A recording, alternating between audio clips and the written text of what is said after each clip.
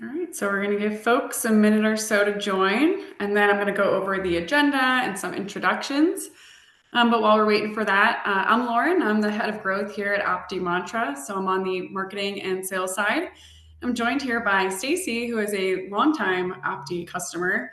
Stacey, how long have you been with OptiMantra? I was just trying to think of this the other day, and I'm sure I could find it somewhere, but at least early 2022, decently early in my, I guess I'll say in my private practice ventures, but possibly 2021. I think it's been a while. Yeah, well, glad to have you. And I just realized I don't think my screen is sharing, so let me know if you guys can see this now. Is that working for you?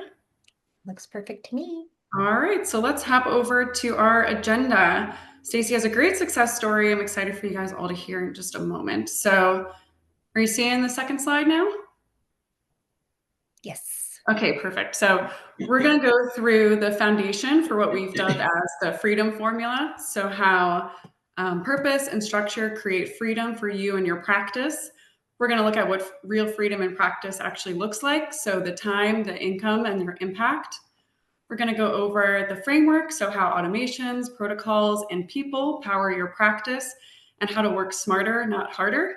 And some real world lessons from Stacey's journey where she's built, scaled, and sold a practice. And then the takeaways, actionable steps that you can start applying today within your own practice. And then we'll go into a live Q&A and discussion. So this session will probably bring us to around the 40 to 45 minute mark, and we'll leave about 15 to 20 minutes for your questions. Please feel free to put your questions in the chat as we're going along. We'll have Opti staff monitoring the chat, and we'll try to answer as many questions live as possible. Just some housekeeping. You will have access to this recording after this session. It typically takes us around an hour for it to process and then for us to upload it. So give us some time for that, and then we'll give you access today. You'll get it in an email. But hopping right into it. So I'm going to pass this off to Stacey now, who's going to tell us a little bit about her background and how she grew her practices and achieved her freedom. Stacey? Awesome. Thank you so much for having me. So my name is Stacey Molle. Does not sound how it looks. I am a psychiatric nurse practitioner. Started that, finished that program 2021. I'm also an FNP, but my advanced practice history starts all the way back in 2013 when I first became an adult clinical nurse specialist, and also have some post-grad education as well, and just started a DNP. Didn't know what I wanted to be when I grew up, but ultimately that's worked out really well for me.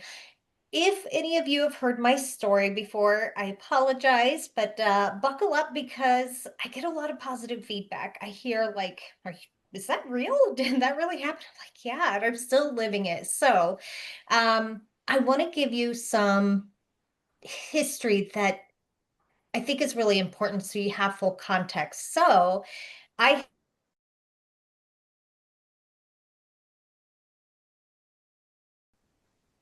just imagine what was going on at that time.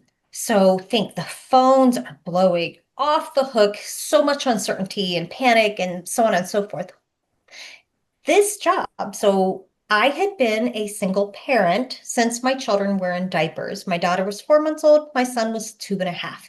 At this point, they're a little bit older, but I am sitting on the phone every day telling people you have to stay at home, you got to quarantine, don't go do this, so on and so forth. And meanwhile, where do you think my kids were? They were in daycare. And if you know anything about daycare in the Midwest at the time, well, there weren't a lot of protocols in place and actually being practiced. So I was doing the exact opposite of what I was preaching. And interestingly enough, this was a phone job and it originally was a lot of fun. Now, I don't expect jobs to be fun, okay, just being realistic. But they made us go into an office to do this job, a job that absolutely was appropriate for work from home. And in 2021, I graduated from my PMHNP program, and I just said, you know what? I've had enough. So I finished, that was in May, started my first practice. And I said, you know what? I just need a little something to try to break free. I had discovered a nurse practitioner business, I guess you would say, that encouraged other NPs to essentially break the mold too. And I said, at this point, what do I have to lose? I've always had to work 2 and 3 jobs, taking care of my little ones, paying my student loans, doing what a mom has to do.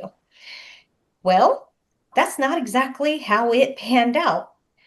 I visited Mexico, so Merida in English, or Merida, in June, around the same time I created my business, and I fell in love. I sold everything, moved to Merida, Mexico in September of 2021. In the meantime, I created my first weight management business. So I now had 2 private practices. And in my mind, I said, I just need something to make a little bit of money. I now have a lower cost of living. I get to actually be home with my children. I can afford all these things that I couldn't before. And I get to experience just a totally different way of life, different people, different everything. And I will tell you, it worked out beautifully. I ended up living in Mexico 2021 until I moved back to the United States about a year ago. But of course, I can share details later, but I am leaving again. In this time frame, my children and I have also visited at least 7 other countries. I worked from a cruise ship for 13 days from Miami to Barcelona this year. So it's safe to say that freedom can look a lot of different ways to people, but I've found mine. Well, it doesn't stop there. In 2022, there was just such a high demand that I offer in-person care. So I came back to Ohio, where I'm originally from, and I'm like, all right, I'll give it a whirl. My staff at my first private practice, so I ended up scaling it within the first 6 months, adding on other staff, therapists, psych NP, and went from there. They were like, look, we're local. We are totally down for this. So I started a second psych private practice as well as a second weight management business. And these were essentially separate, though they did share some things, but essentially totally separate businesses. So now here I am with 4 businesses. I went from I just need to break free and be with my kids to 4. Well, that brick and mortar psych practice, I grew it. So I'm thinking this was summer of 2022. I sold it January of 2024. Scaled it, ended up with at least 7 providers, I believe, by the time I sold it. And it completely changed my life. And it's I I've ended up diving into other things too, being able to just really embrace not being so terrified, so tied to my work, and really being able to identify who I really am and what I want in this world. So I know that is very long-winded, but essentially I've achieved freedom and I can work from anywhere in the world. And not only that, I've been able to scale practices, sell one. Who would have thought? I think it's really incredible. But my journey to freedom was essentially built from experience. And sometimes that experience is like not feeling like you don't have a choice, being willing to take risk. And my freedom was built from growing, scaling, and then selling practices too. And quite frankly, I do still have a private practice, my original one. I still have it. I still see some clients, and someday I will probably start another and sell it again. My journey to freedom was born out of burnout. I was just done, and I rebuilt totally from scratch. But ultimately, I think it's important to know freedom isn't just luck. It's built through structure and intention. I wasn't afraid to mess up because in my mind, I was like, how could it get worse? And I know that really good things can come out of making mistakes or things being messy. So that's a little bit about my story. But being willing to be messy is I did start with one EMR. I have been through several amongst all my different businesses. In fact, I even had a different one, went to OptiMantra and said, hey, can you guys work with me on this? And sure enough, I moved another business to OptiMantra and been really happy. I think excuse me, sometimes we get into like, oh, I only need this because it serves me now. And well, yeah, the EMR I had, it served me, but I ended up, it just would not scale with me and I needed to switch. And it's probably one of the best business decisions I've ever made. And at some point, too, I want you guys to understand that 1 foot in, 1 foot out is kind of the model that's taught to a lot of us. Like, keep your foot in what you're doing, but dip your toe into private practice. I realized that I just had to dive in, and it worked out really well. Great. And you've got an exciting photo on the next slide. So love to hear about this. Oh, I meant to tell you the prior photo is in a Maya village outside of Merida. Because some villages, their first language is Maya. In Spanish is actually their second language. Well, I am not exactly fluent in Spanish, but I definitely try. But I actually go and volunteer my time. We'll buy them medications, and try to do what screening I can and get folks taken care of because lack of access for a lot of folks. But so I just wanted to share that. It's one of the things I'm actually impromptu going next week to go check on my folks out there. But it's a real privilege. And if anyone wants to join me on a medical mission, I'm happy to have you email me. My contact information will be later. But yes, in the next one, I will happily tell you a little bit more about that picture too. All right. So first, what real freedom looks like.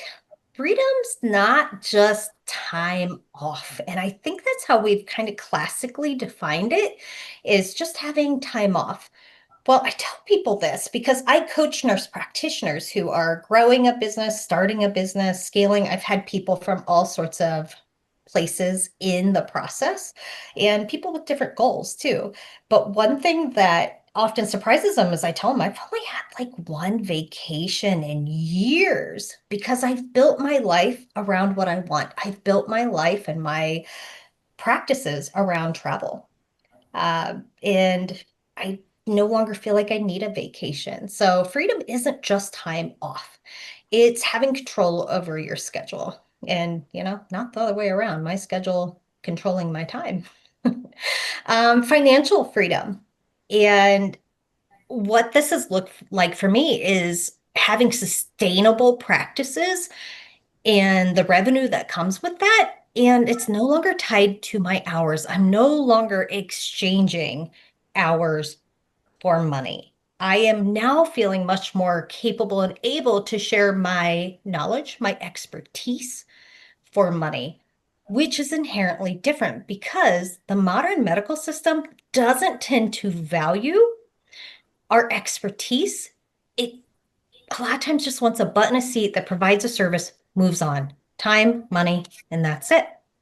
What real freedom looks like too, it's emotional freedom.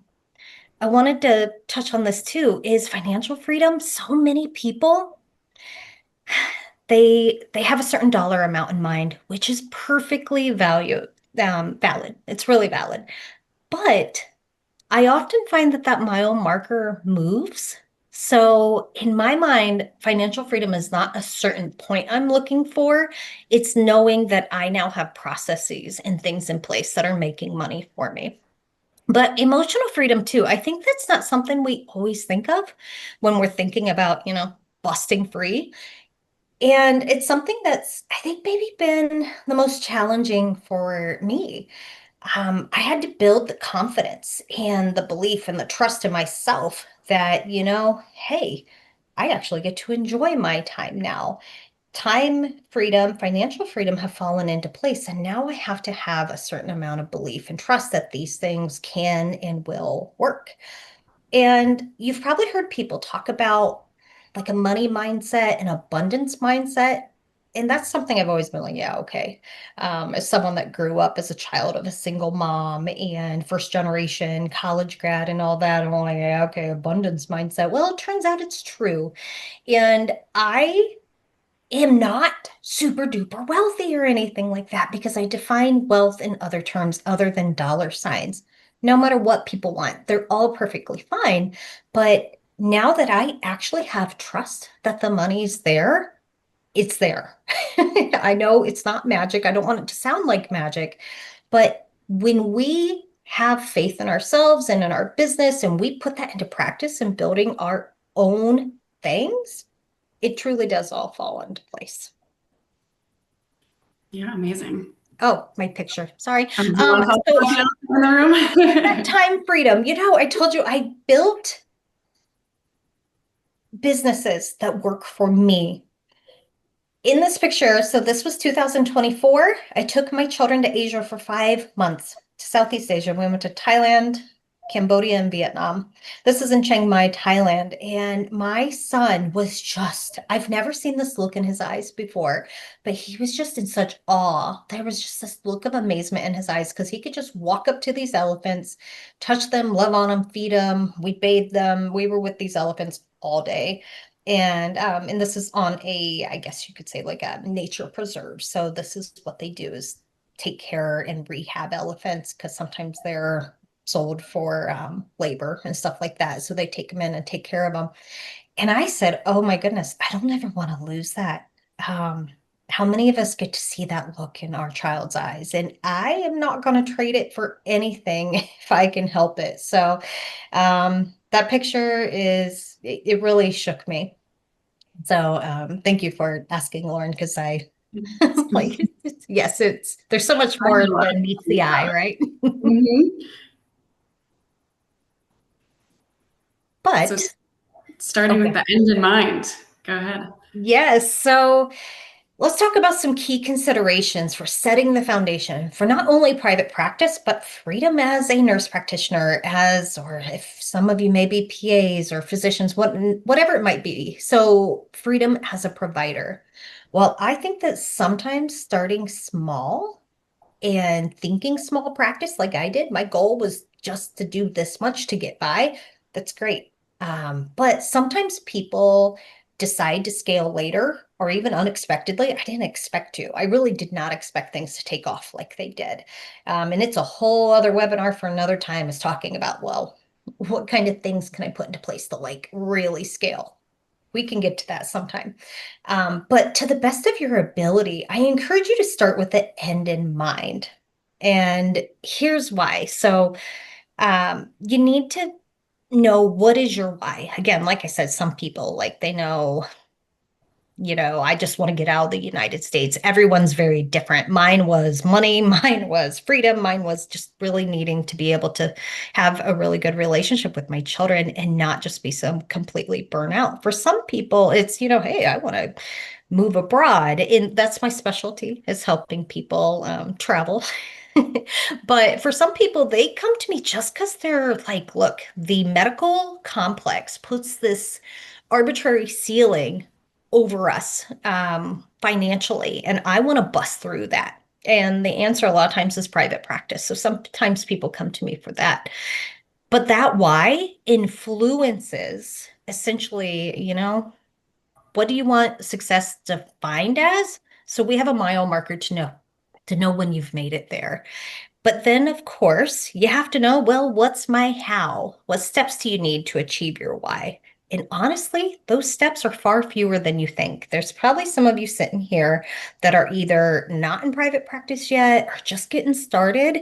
And you may be thinking, how? Because it seems or looks really overwhelming. Well, I've done it technically I own real estate now too. So I've done it 5 times and I did it just as me. I'm not an accountant. I'm not an attorney. I just figured it out and it wasn't near as intimidating as it sounds. So the how, I promise you, is not the biggest of your concerns, but you do need some tools. That's really important. So like I mentioned, ideally you want systems and tools that are going to grow with you.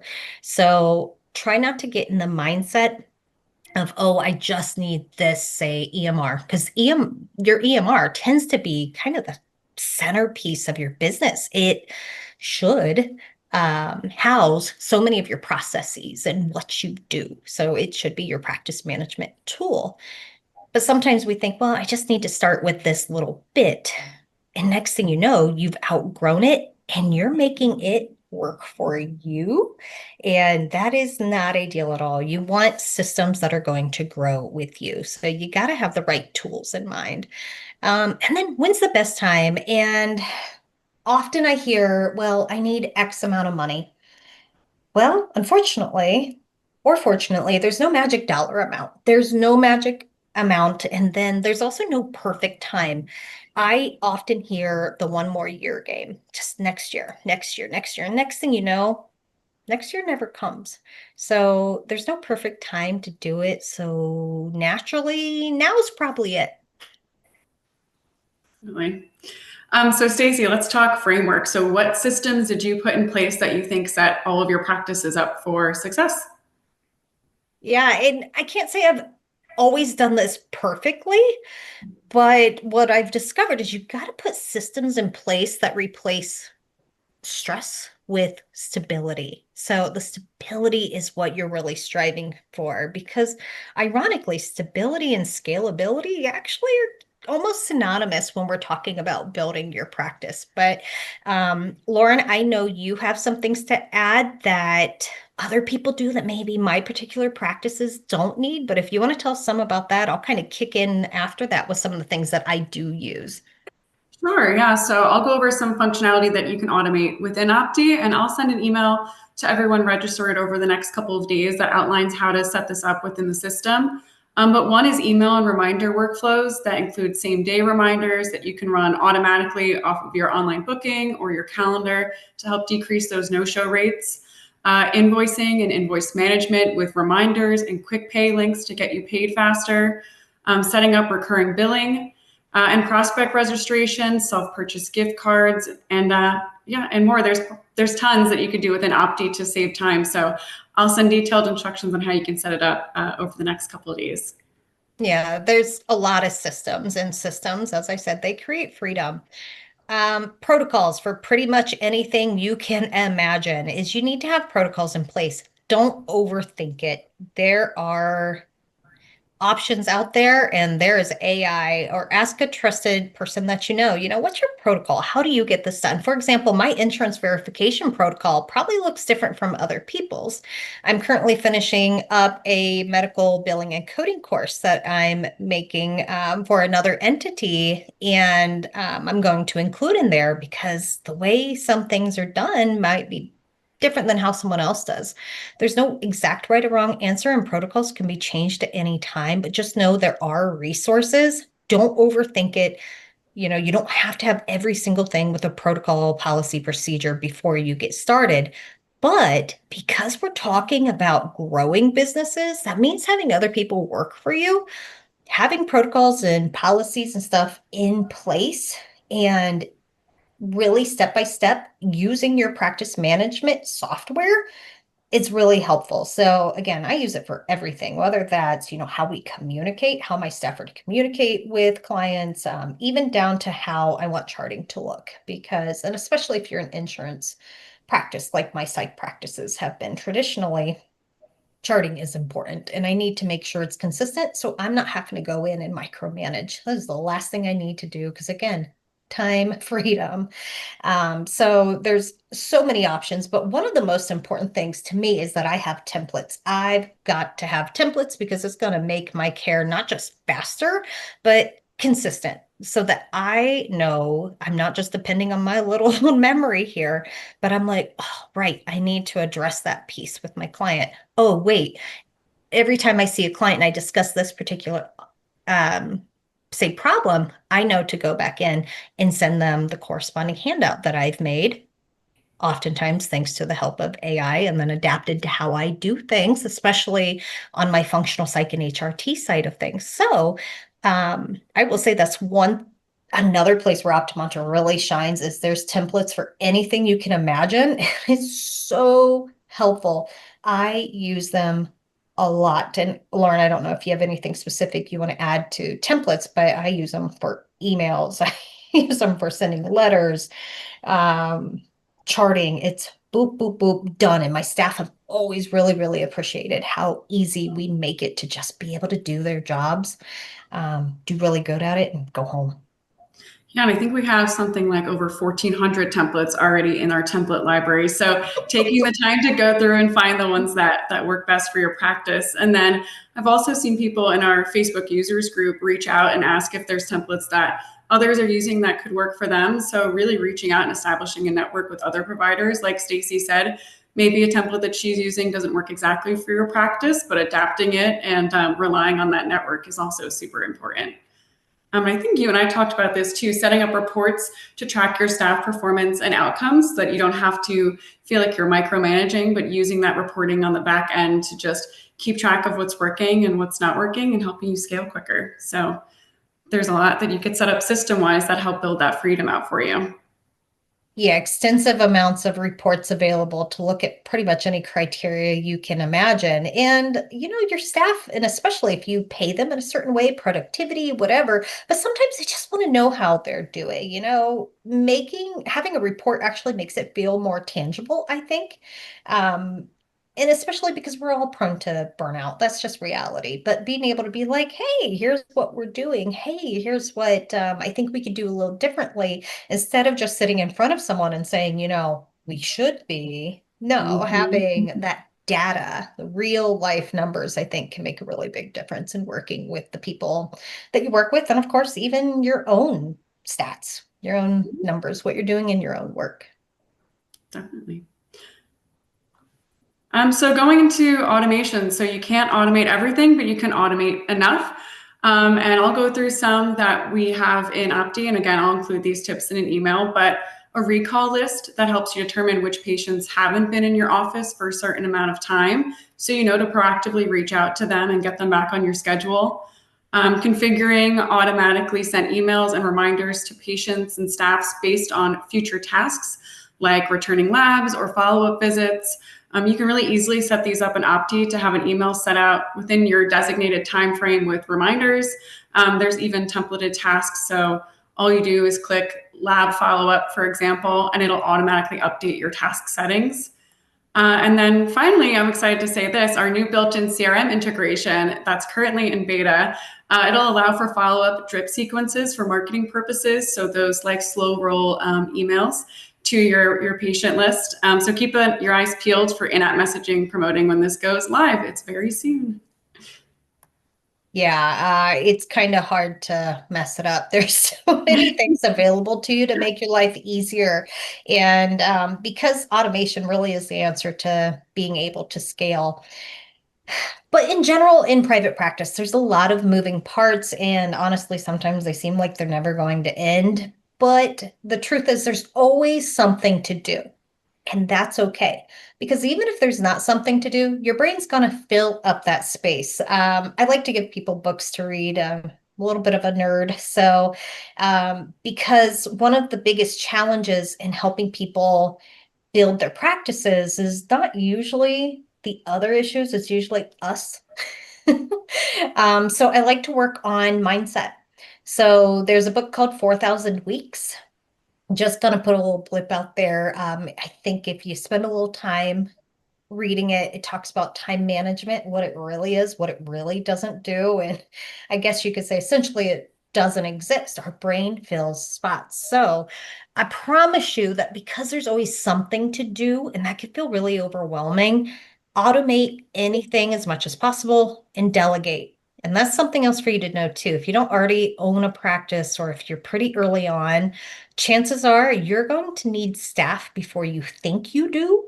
That's extremely common. You're knee deep and then you're like, oh no, I really need help. So delegate before it's too late. That's something you want to do pretty early on. So I find that my staff appreciate processes and automation. It's actually really empowering because it gives them a sense of ownership. Like, this is how we do things. Look, I can do my job and I do it in this way, and I can see the outcomes too. But one of the tools that you need to be able to automate is there's still some degree of oversight. Well, let's make the oversight piece easier too. So for some of you, and I have as well, you may use virtual assistants to help you in operating your business. Well, it's not perfect. Sometimes it's not perfect. And again, that's all right. There are some tools to help with oversight. I do know they might be a little taboo because people are like, oh, well, that's micromanaging. An example is Time Doctor. So it essentially is looking at, it takes screenshots and it's a productivity tool. And it's making sure that your staff are truly being productive. I have heard horror stories of someone working actually two full-time jobs at the same time, which means they're essentially working part-time at both jobs for full-time pay at both. I don't think that's super common, but there are some risks with having virtual staff, and that's all right.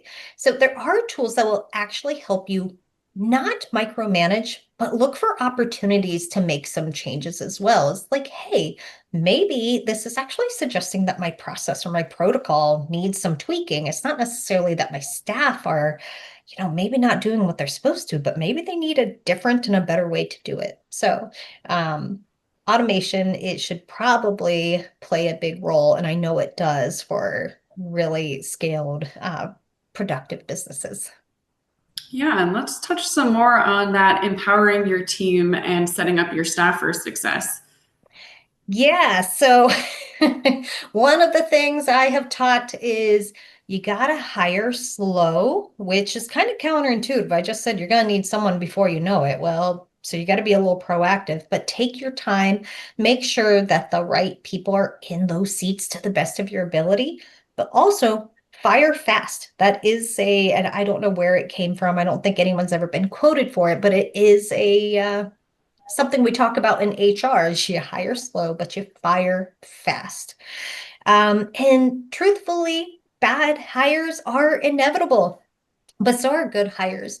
I've got an example for you. I hired my first office manager. So this was for my brick and mortar, and it was still pretty fresh at the time. And I hired a doctor from another country, and he was like, I can't go to residency again. I just don't have it in me right now. So he had moved to the United States and he wanted something a little different. Well, my psychiatry practice, he really believed in it, believed in the demographic we were serving. And he's like, this is my position. However, he, despite being absolutely brilliant and a hard worker, was a really bad hire. And it's because we made assumptions on both sides. He thought it was a truly leadership-based role, and I assumed he understood it was a managerial role. So he wanted to lead. And of course, managers can also be leaders, but they're not always the same thing. I was looking for someone to truly manage the practice. It was not a good fit, and that was okay. I think we both learned a lot from that. And I moved on and hired someone else. Um, Also, so in empowering your team is training with clear protocols. Again, you don't have to have a process and a protocol and every single thing in place from the very beginning, but clear communication and expectations are really, really, really important in empowering the people that work for you and helping them do their jobs.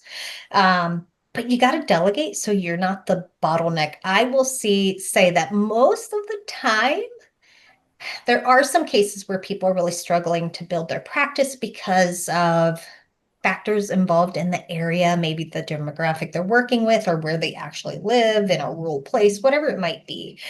But oftentimes it is the provider, the owner that is the bottleneck. So oftentimes people get frustrated and that can be tricky because once you're in there, it's like, well, how do I get out of this? So don't be the bottleneck. Be willing to make mistakes. Let things be messy, or you're going to end up really frustrated. So, creating and empowering your team is really critical to being able to achieve working on your business, growing it, nurturing it, instead of working in your business. So understand that there's a difference. Working on your business is that time spent nurturing it, growing it, instead of in it, which is getting wrapped up in the administrative task for sure. Because there are people out there that are great. They're really good at admin work and they want to do it. There's always someone available that wants to and is good at doing that work. So it's better left for someone else. Yeah, and I've had Opti users ask what's the best practice for when you do have to let somebody go. And so I thought I'd kind of outline here what we recommend in that case. So immediately deactivating them within Opti, which will automatically remove their access to the system. Making sure to remove their access to your business email and your clinic. I feel like that's the step that most folks tend to overlook. So making sure they don't have access to get into the building and they don't have access to get into their email any longer. And then if you have concerns around unlawful access, audit trails track activity and those can be reviewed. So if you're firing fast, make sure that you have a system in place within your EMR and within your practice to make sure that you've taken the right steps to protect yourself. So, given that I really encourage people at some point to have an office manager that handles all that ins and out nitty gritty, it is important that you probably have a protocol in place. Like, what happens when I do have to fire someone? So, I'm glad you mentioned that, Laura. Thank you for that. So, also part of the framework for this freedom puzzle in regards to training your team, considerations for how to get them up to speed on OptiMantra workflows.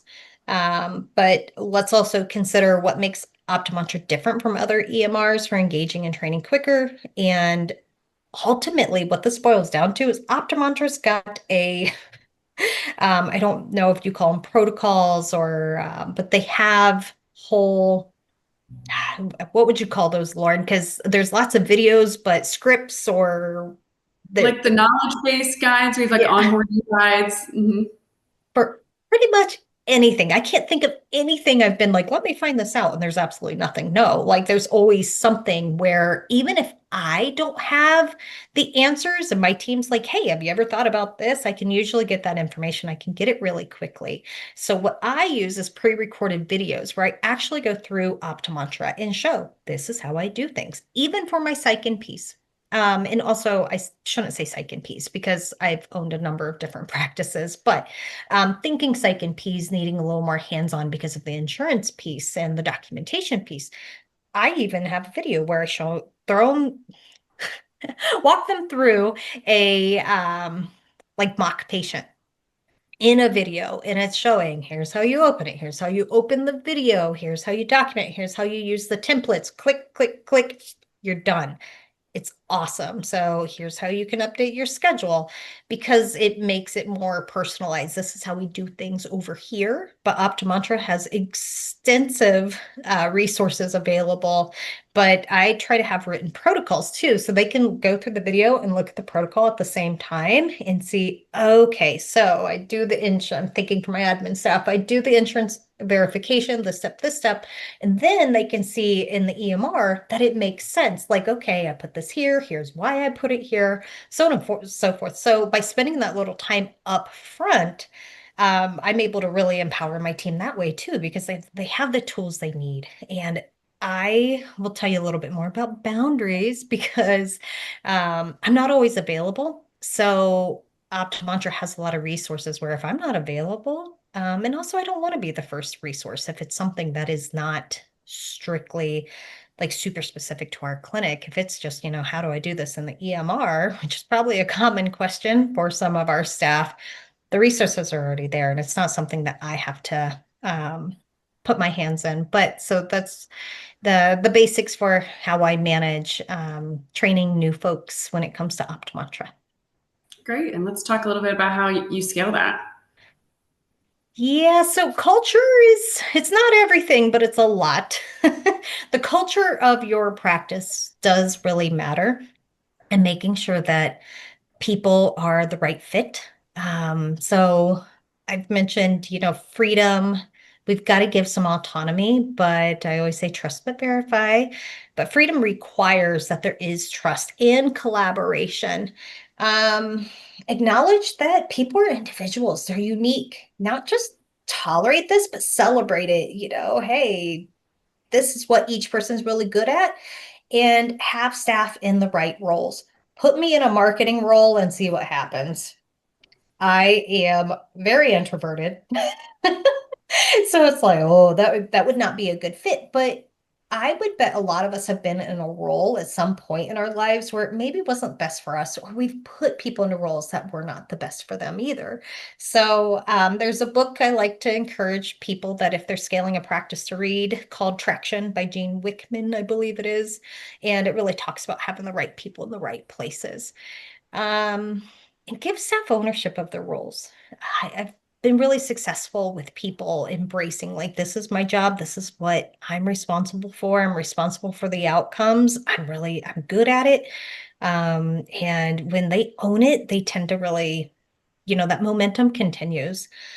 But many of you have maybe run into this at some point in your career. Boundaries still really matter.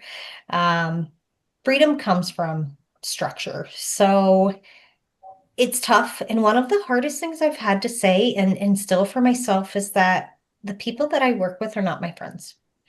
In private practice, they're not my friends. And not to say you can't hire a friend. I definitely have had a friend to work for me and it worked out really, really well. But when it comes to the workplace, I've got to have some boundaries because it's easy when you are immediately available. It is so easy for someone to come to you and you need constructive feedback. You need to ask for feedback because those people are the ones actually doing the work. So yes, it's your business and no one knows your business like you do, but they're having to move the parts every day. But it's easy for people to come to you with a complaint and another complaint. And instead of offering, solutions, it's easy for people to kind of get into that cycle. And we've probably all been there. So I say build a culture built on boundaries and especially with yourself, probably most importantly. Perfect. And just for a time check, we're at 141. So Okay, all right. to go. Well, in that case, OptiMantra's, what's OptiMantra's role in the framework for freedom? The recipe for freedom, as I like to call it too, is it's adaptable, it's customizable for any practice of any size. I've used it for a practice of exactly one employee, and that was myself. I've used it for a group practice. So it's truly a central hub. It entails anything I can imagine. I can't even think of anything off the top of my head where I'm like, oh boy, I wish it had this. Like literally anything I need has been there. The templates, protocols, and stuff has really made my life exponentially easier and everyone else's too. Um, I want you to know that I really picked OptiMantra for the customer service. I have tried multiple. I coach NPs and I work with a lot of people that work with different EMRs, and I'll go try them myself. I'll do a little trial because I'm like, I want to know what people are up against, what challenges they have, and how I can help them. So I've seen differences in customer service, and no one's beats OptiMantra consistently. But that said, let's say an ounce of prevention is worth a pound of cure. That means you got to know your stuff. I recommend that you be really involved in the setup of your business, in getting set up in your EMR.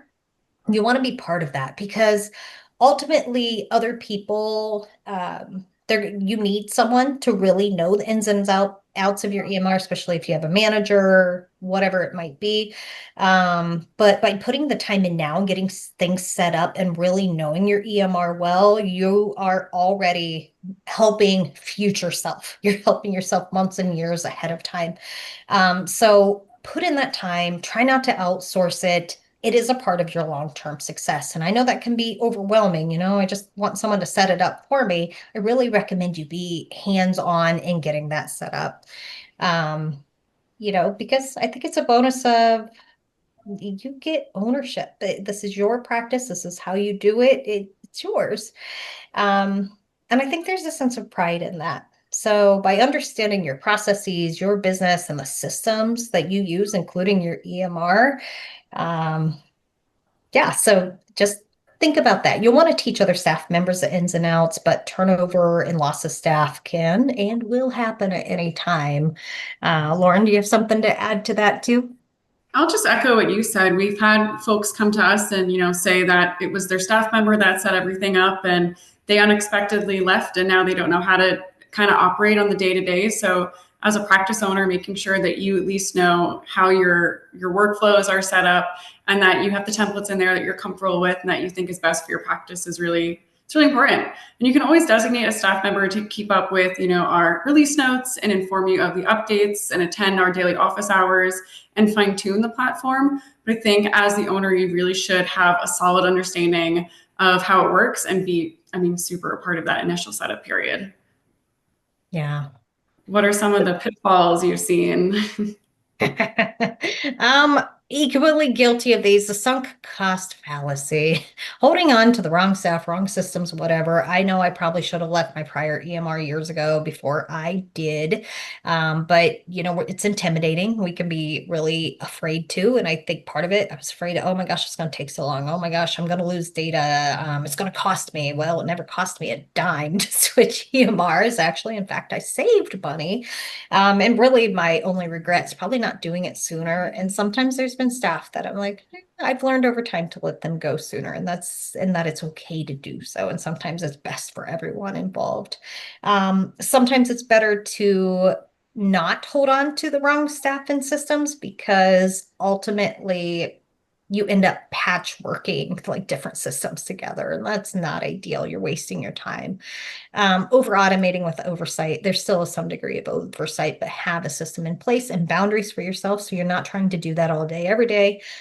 Don't forget your why as you grow, because it will grow with you essentially. And busyness for progress, don't mistake them. Being busy doesn't mean you're getting somewhere. So again, that's where that delegation automation piece comes in. Great. All right, so we covered a lot. So let's break this down, Stacey, into maybe 3 or 4 most important takeaways.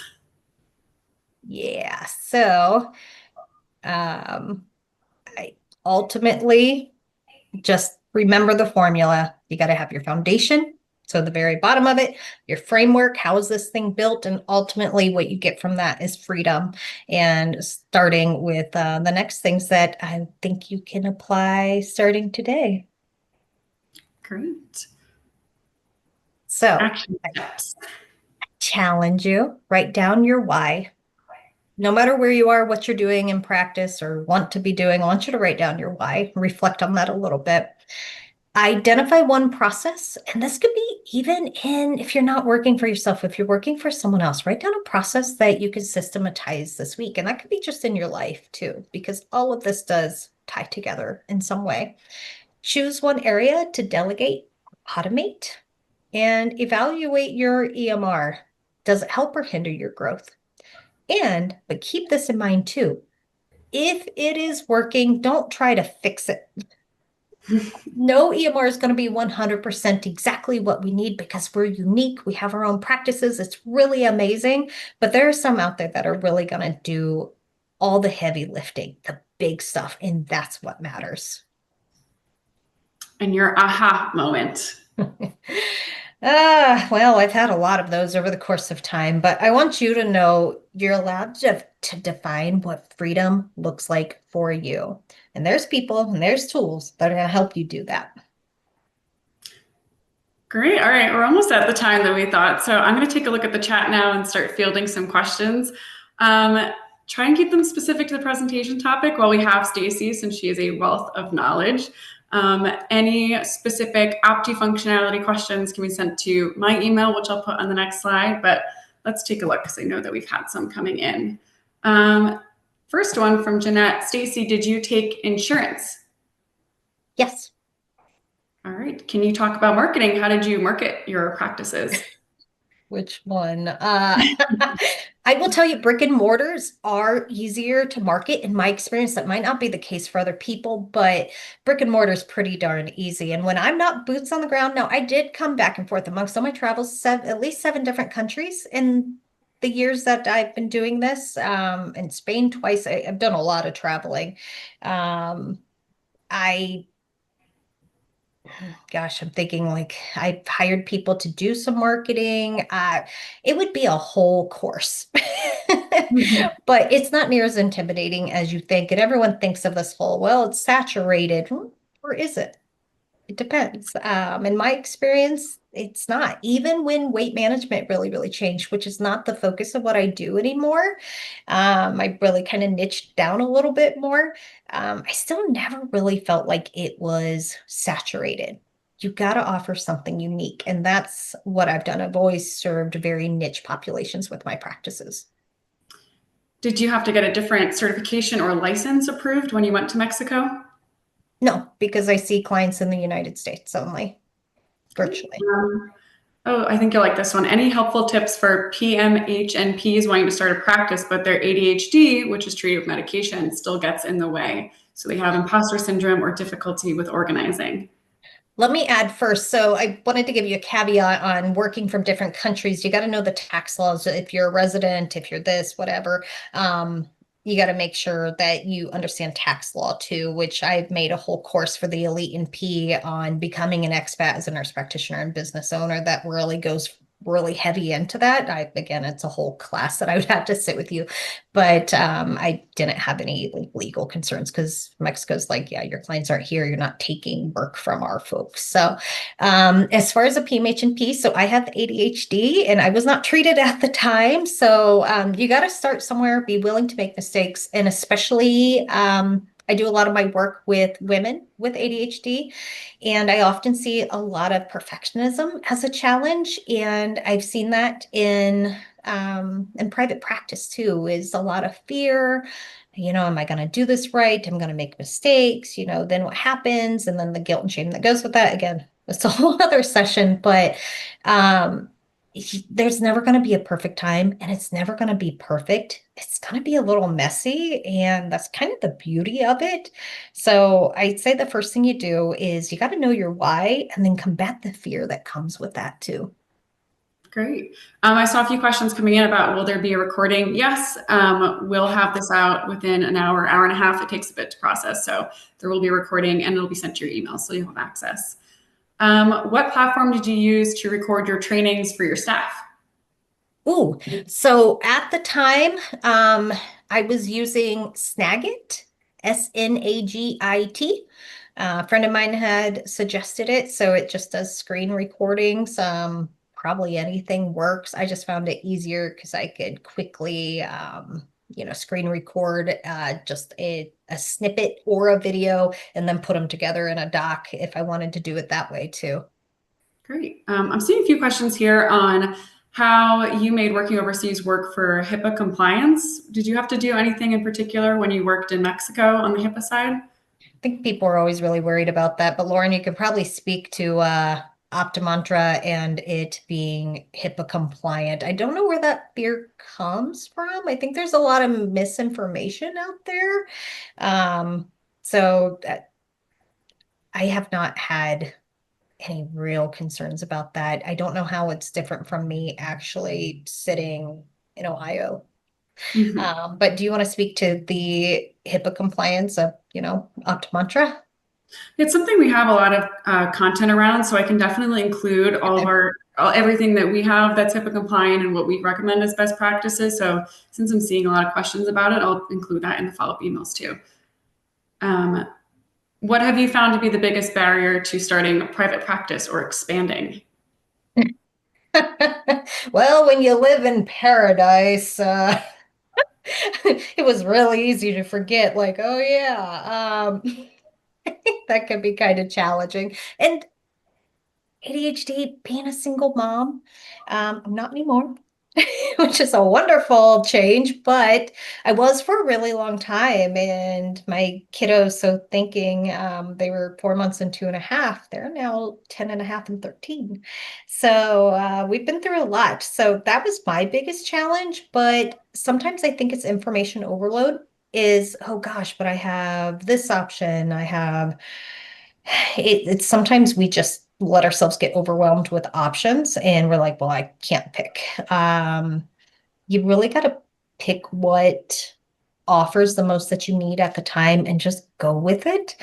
Um, it's kind of hard to mess up starting a business. Great. Would you please give us an idea of what would be a typical protocol for a new practice to have in place? Tell me one more time. I'm sorry. An idea of what would be a typical protocol for a new practice to have in place? I think we talked a little bit about some of the protocols that you established when you started to create a new practice. I think one of the easiest ones that I often share with my people that I coach is having even checklists. What are my staff to be doing every day? This is what their day is supposed to look like, or their week is supposed to look like, and setting that up as a protocol, but also as something that literally is a checklist and is shared and has shared accountability. it's pretty easy. And again, it gives staff that ownership too. Um, how can OptiMantra incorporate AI to automate processes? Have you used our Deep Cura integration before? I have messed around with it a little bit. I will be totally honest, I'm a little more attached to some other ones that are psych specific. And then for my non-psych clients, I tend to just have my templates set up. So I've not really felt a need. But I have watched how Deep Cura interfaces in some of the extra things that it offers. Like, I don't remember if they call it virtual nurse or whatever, but it has some really cool features. I'm like, yes. AI is going to, I just think of, gosh, would things have looked like if I had access to more AI back then in 2021? I think it's really impressive. So I people definitely check it out. Yeah, and Deep Cura offers a free trial too if you're not familiar with them. It's the AI Scribe. So we found that a lot of practitioners have saved a lot of time and they've reduced some human error in the note taking, and they're able to spend more time focusing on the patient rather than charting. And then Opti has a lot more exciting AI things coming out and planned for 2026. So keep an eye out for that too. Um, gosh, there is a bunch. Getting a lot more questions about the marketing. Do you have any specific examples of ways that you used marketing to grow some of your practices? Did you ever use ads? Yeah, I probably tried everything. Ultimately, and it depends what we're talking about. If we're talking HRT or functional medicine or psych or whatever, psych's probably the easiest in my experience to market. It's definitely been the most straightforward. But what I find is word of mouth is to just have happy clients, and networking with professionals have definitely been wildly successful, probably more than anything else. I really don't do anything on social media except with like my own personal accounts. Like people know what I do, but I don't market anymore. I really haven't marketed in a long time. I have a very small practice at this point. And then the practice I sold, I actually still collaborate with them quite a bit. And they don't really have to market either because they've just made a really good name for themselves, and really proud of that. But those are some of the most important things. It's the personal touch is going to have more effect than any Facebook ad probably ever will. Great. And all of these chats I'll get an export of, so I'll be able to answer them via email if we don't get to your exact question. I'm also going to put Stacey's email in at the end so that you can contact her directly too. But let's try and get through a couple more. Kristen asks, how can I break out of the habit of being the bottleneck, get better at delegating to staff, and letting go of control/perfectionism? So how to let go of the fear of lawsuits and every deal being super essential in charting. Well, again, having the templates in place, it's hard to mess it up if you know what's expected of you. So me speaking as like someone that works for me, as an NP that works for me, they know what's expected of them, then they understand the why of what it's expected. I guess I think it's hard to mess it up. So letting go of that, it's scary as hell. It's probably one of the hardest things I've ever done, is just had to really put trust and put faith into not just myself, but other people that work with me too.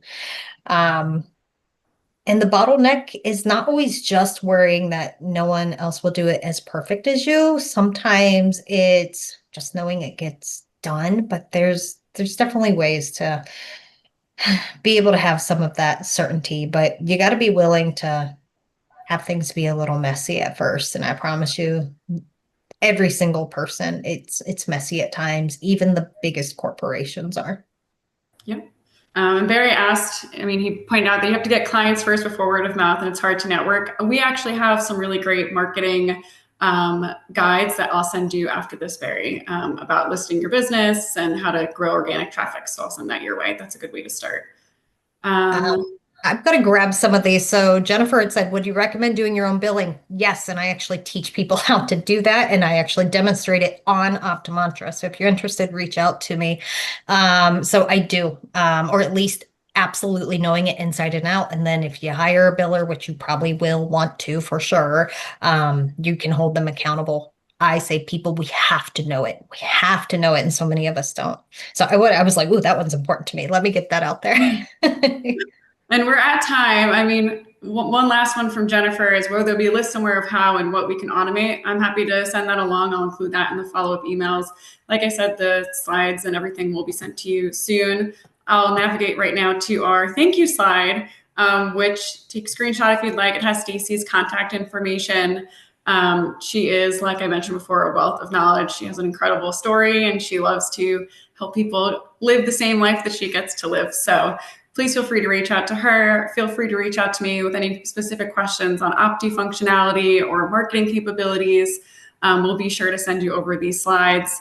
And if you haven't used OptiMantra before, please go on our website, sign up for free trials, schedule a demo with a demo specialist. And if you're a current Opti user, take advantage of those daily office hours that we have, play around in our knowledge base, join our Facebook users group. We are releasing new integrations and functionalities on what feels like a weekly basis. So make sure that you're keeping an eye on the exciting things that are coming out and what is to come. But Stacey, we're at 2:01. Thank you so much for taking the time. I think everyone got a lot of this in. So Awesome.